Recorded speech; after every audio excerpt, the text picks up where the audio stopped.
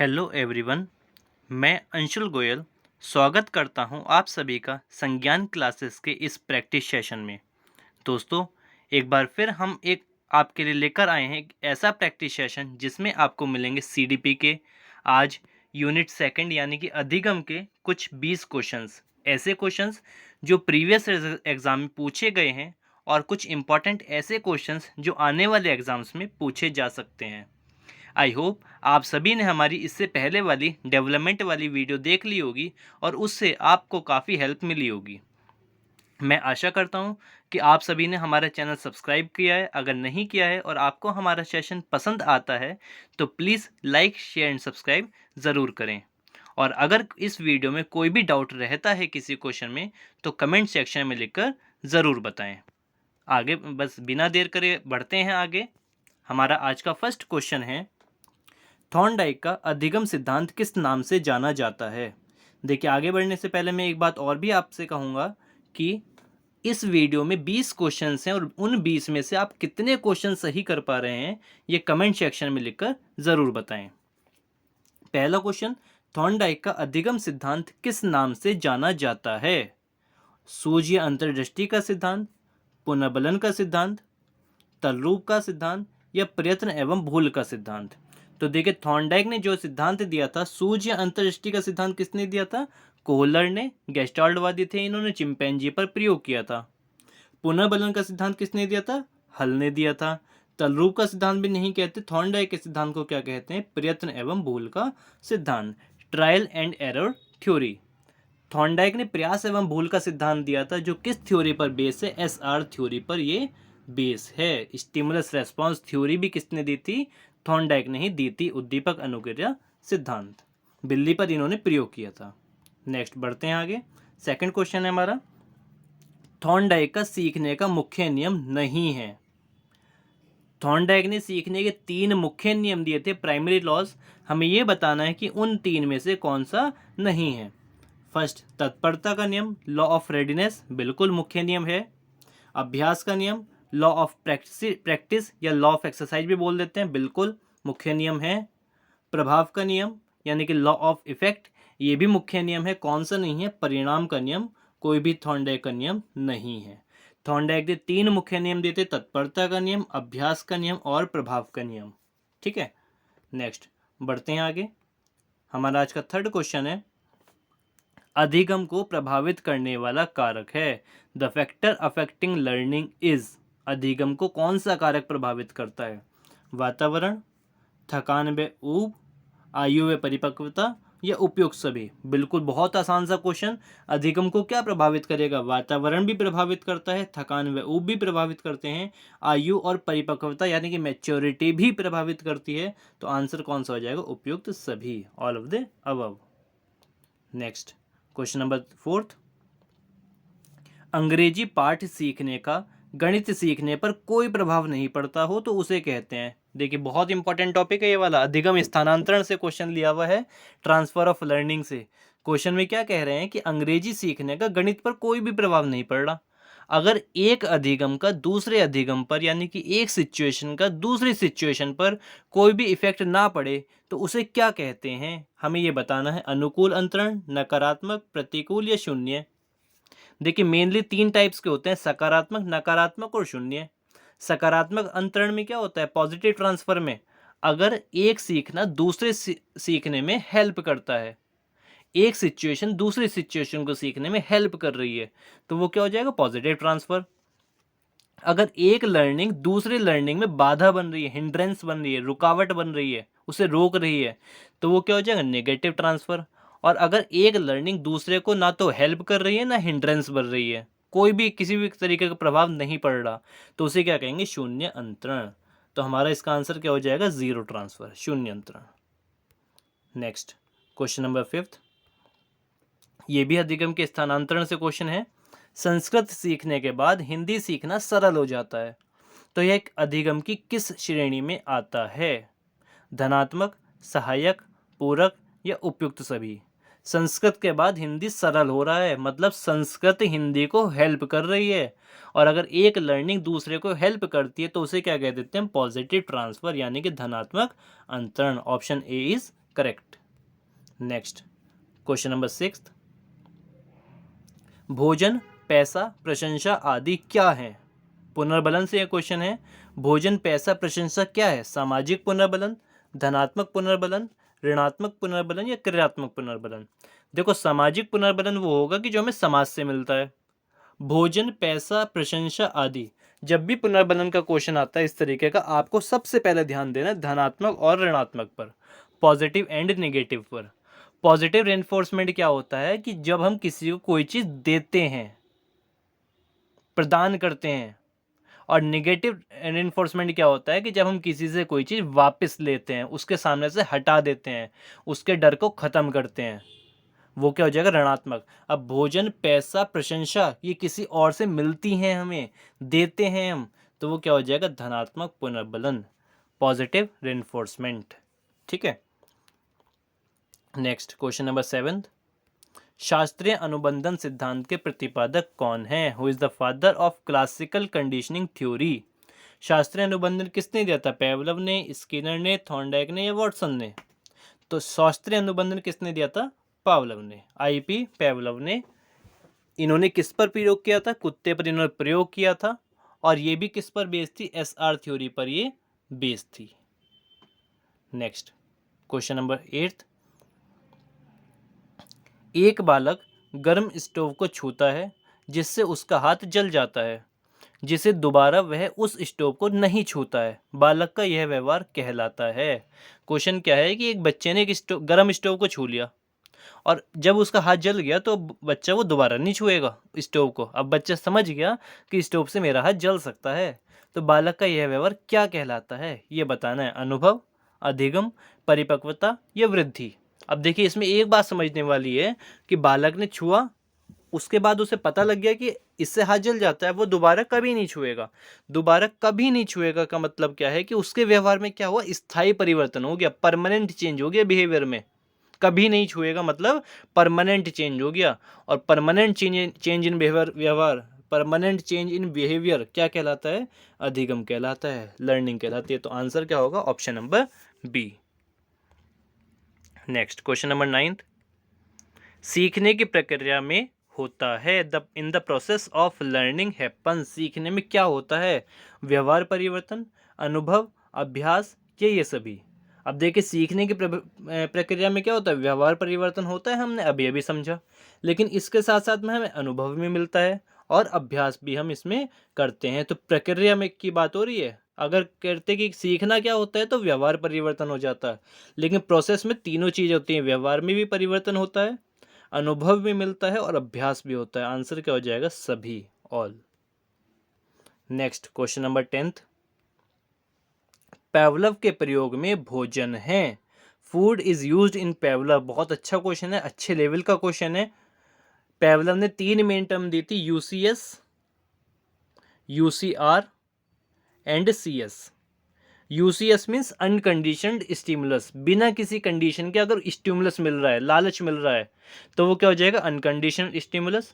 यूसीआर क्या होता है? बिना किसी कंडीशन के रेस्पॉन्स। और सीएस क्या होता है? कंडीशनड स्टिमुलस, यानी कि जिसमें कोई कंडीशन लग रही है। अब तीनों के एग्जाम्पल भी समझिए। पेवलव ने अपना प्रयोग किया था कुत्ते पर। अब उन्होंने क्या किया था कि कुत्ते के सामने खाना रखा था जिससे उसके मुंह में लार आ गई थी। अब जब खाना रखेंगे, यानी कि आपकी कोई फेवरेट चीज़, आपकी कोई फेवरेट डिश आपके सामने आएगी, तो लार डेफिनेटली आएगी आएगी। तो यूसीएस क्या होता है? खाना, बिना किसी कंडीशन के। और यूसीआर क्या होता है? लार का आना। लार का आना क्या हुआ? रेस्पॉन्स हुआ। और कंडीशनड स्टिमुलस, यानी कि जिस चीज़ से हम उसको जोड़ते हैं। पेवलव ने खाने से किसको जोड़ा था? घंटी को जोड़ा था। तो सीएस क्या होगा? घंटी। अब इसमें हमसे क्या पूछा है? भोजन क्या है? भोजन क्या है? हमने अभी अभी बात करी, भोजन क्या है? UCS, unconditioned stimulus. Option number B, अनुबंधित उद्दीपक, जिसमें कोई भी अनुबंध नहीं लग रहा, कोई भी कंडीशन नहीं लग रही, उसे क्या कहेंगे? यूसीएस, यानी कि वो क्या हुआ? भोजन। अगर हमसे पूछते लार क्या होती है, तो क्या हो जाता है? यूसीआर मीन्स अनकंडीशनड रेस्पॉन्स। और अगर हमसे पूछते हैं कि घंटी क्या है, तो क्या हो जाता है? Conditioned stimulus. Option number A हो जाता तब। नेक्स्ट क्वेश्चन नंबर 11, अपशब्द बोलने पर बालक की पिटाई करने से अनुक्रिया की संभावना। बालक ने क्या करा, अपशब्द बोले और उस बात पर उसकी पिटाई कर दी गई। अब पिटाई करने पर क्या होगा, जो बालक अपशब्द बोल रहा था उस अनुक्रिया की संभावना बढ़ेगी, घटेगी, तटस्थ रहेगी या अनवरत रहेगी। सिंपल सी भाषा में समझिए कि एक बालक गाली दे रहा है, एब्यूजिंग कर रहा है, और हमने क्या करा, उसकी पिटाई कर दी। अब दोबारा वो एब्यूजिंग और ज़्यादा देगा या कम देगा? देखो, जब पिटाई कर दी यानी कि उसे पनिशमेंट मिल गया।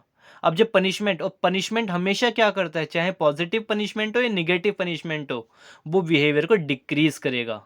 स्किनर वाले चैप्टर से ये वाला क्वेश्चन है।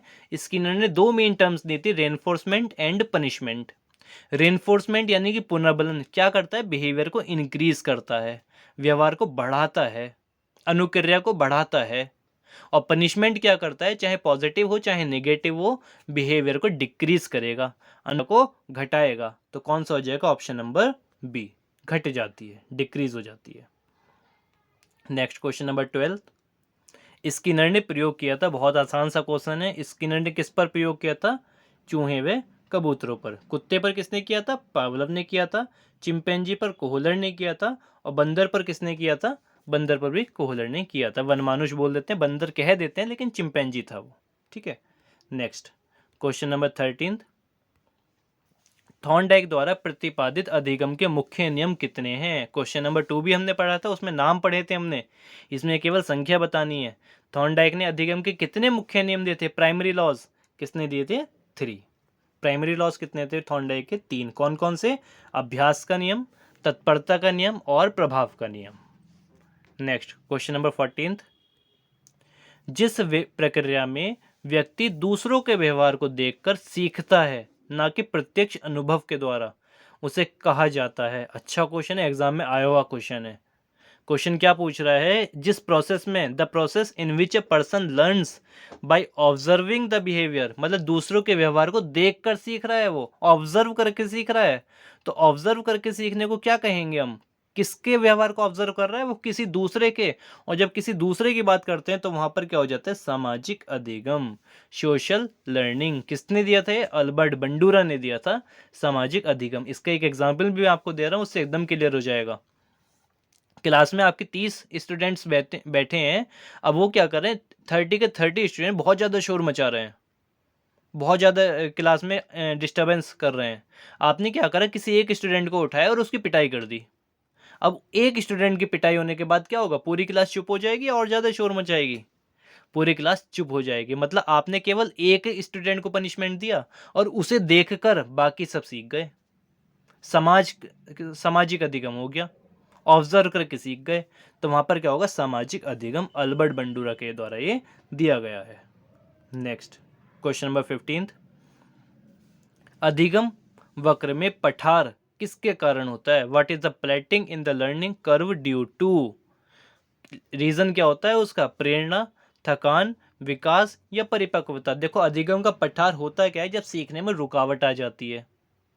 ठीक है। अब प्रेरणा यानी कि मोटिवेशन से, इंस्पिरेशन से रुकावट तो नहीं आएगी, उससे तो अधिगम और बढ़ेगा, स्पीड बढ़ेगी, तो प्रेरणा तो नहीं हो सकता।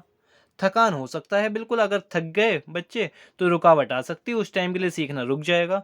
विकास नहीं, विकास भी नहीं, अगर जितना डेवलपमेंट हो रहा है स्पीड तो उतनी बढ़ेगी, रुकावट नहीं आएगी।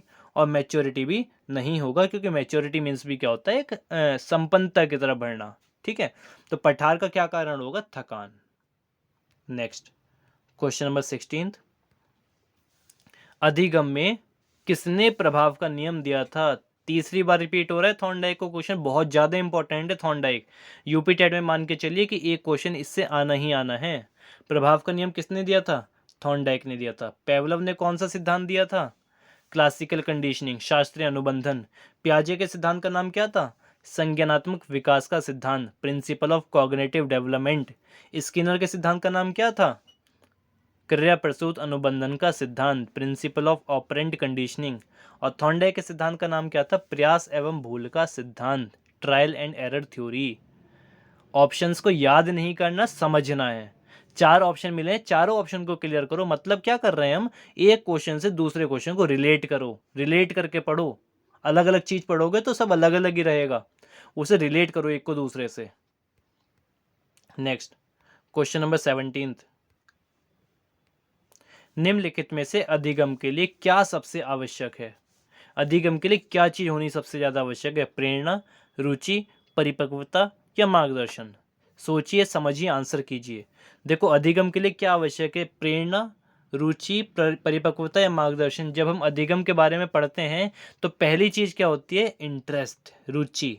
यही आवश्यक होगा। क्यों? क्योंकि अगर किसी बच्चे की रुचि ही नहीं है, तत्परता का सिद्धांत की बात हो रही है, यहाँ से जुड़ रहा है कि अगर कोई बच्चा सीखने के लिए तैयार ही नहीं है तो आप कितनी भी कोशिश कर लो वो नहीं सीखेगा। और ये रुचि से कैसे जुड़ेगा? हम बच्चों को साइंस पढ़ाने की कोशिश कर रहे हैं और साइंस में बच्चे की रुचि ही नहीं है, उसकी रुचि तो ड्राइंग में है, तो क्या बच्चा सीख पाएगा? बिल्कुल भी नहीं। तो अधिगम के लिए सबसे ज़्यादा आवश्यक क्या होगा? रुचि। प्रेरणा उसके बाद काम करेगी, परिपक्वता तो सीखने के बाद आती है और मार्गदर्शन तो केवल एक हाईवे का काम करता है, स्पीड को बढ़ाता है बस केवल। आवश्यक क्या होगा? रुचि। Next question number 18th। अधिगम प्रक्रिया उद्दीपन एवं के बीच की संगति है। Learning process is the association between stimulus and. Learning में कौन कौन सी दो चीजें होती हैं? हम पढ़ते हुए आ रहे हैं, थॉर्नडाइक ने दी थी, पेवलव ने दी थी, कौन सी? SR theory.